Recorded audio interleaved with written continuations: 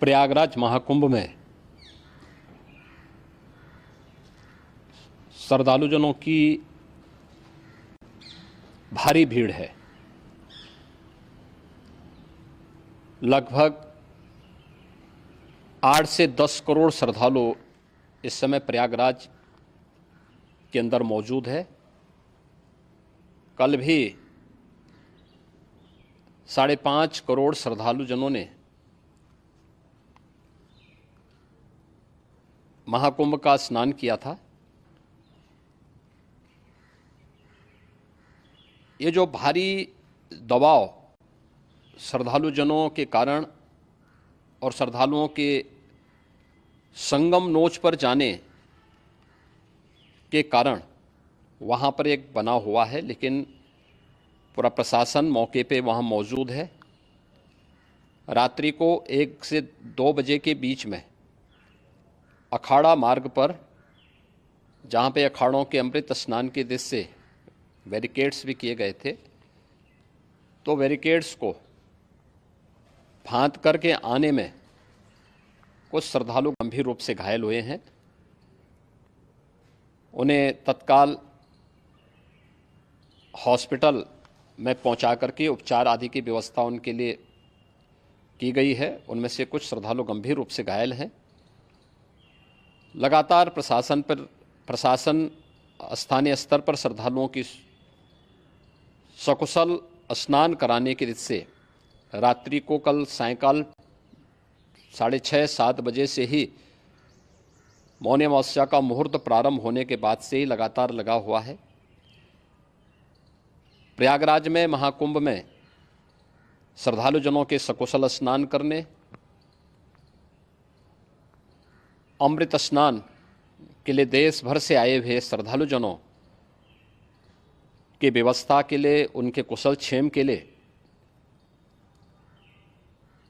आदरणीय प्रधानमंत्री जी का प्रातःकाल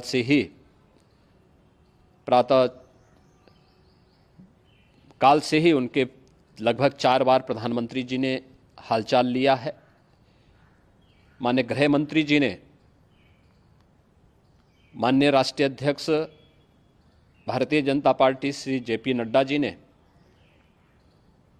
माननीय गृह मंत्री श्री अमित शाह जी ने भी, और प्रदेश की माननीय राज्यपाल श्रीमती आनंदीबेन पटेल जी ने भी लगातार जानकारी लेकर के सभी के कुशल क्षेम और सकुशल स्नान कराने के बारे में निरंतर रिपोर्ट ले रहे हैं।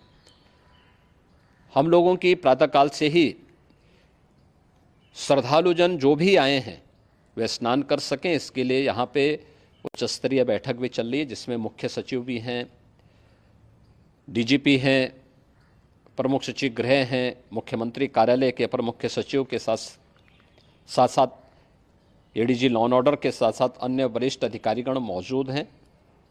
प्रयागराज में हालात वर्तमान में नियंत्रण में हैं, लेकिन भीड़ का दबाव बहुत बना हुआ है। अखाड़ा परिषद से जुड़े हुए पदाधिकारियों के साथ मैंने स्वयं भी बातचीत की है। आचार्य महामंडलेश्वरों से भी, पूज्य संतों के साथ भी मेरी बातचीत हुई है, और पूज्य संतों ने बड़ी ही विनम्रता के साथ इस बात को कहा है कि नहीं, श्रद्धालुजन पहले स्नान करेंगे और फिर जब उनका दबाव कुछ कम होगा और वे सकुशल वहाँ से निकल जाएंगे, तब हम लोग स्नान करने के लिए संगम की तरफ जाएंगे। अभी पहले श्रद्धालुजनों को, चूँकि देश भर से आए हैं, तो इसके लिए उन्हें सभी अखाड़े इसके लिए सहमत हैं और सभी लोग इस व्यवस्था के साथ जुड़े हुए हैं।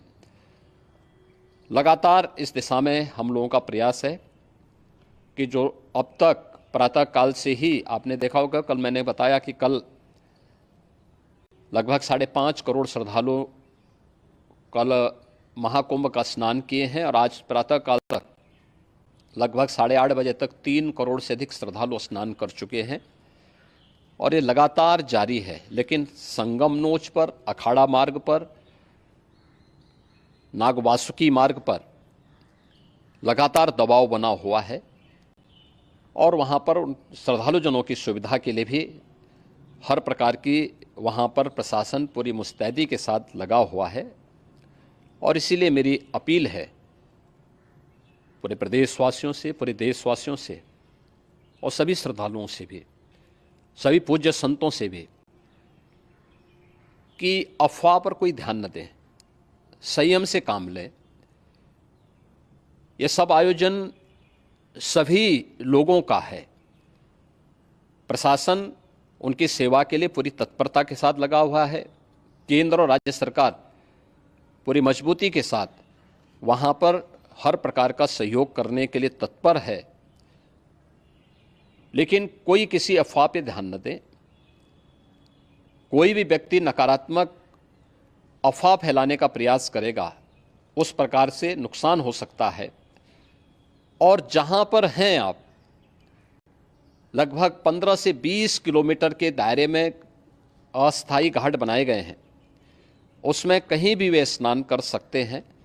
आवश्यक नहीं कि संगम नोच की तरफ ही आएं, क्योंकि भीड़ देखते हुए, खासतौर पर जो बुजुर्ग हैं, बच्चे हैं, श्वास के रोगी हैं, उनको लंबी दूरी तय नहीं करनी चाहिए। और जहाँ पर हैं वहीं पर आराम से पहले स्थिर होकर के कार्य करें, वहाँ पर रह करके। और जो नज़दीक के घाट हैं, उसी नज़दीक के घाट में स्नान करेंगे। सब गंगा जी के ही घाट हैं और गंगा जी के इस घाट में वही पुण्य प्राप्त होगा। ये मौनी अमावस्या है। मौनी अमावस्या में स्नान का महत्व है।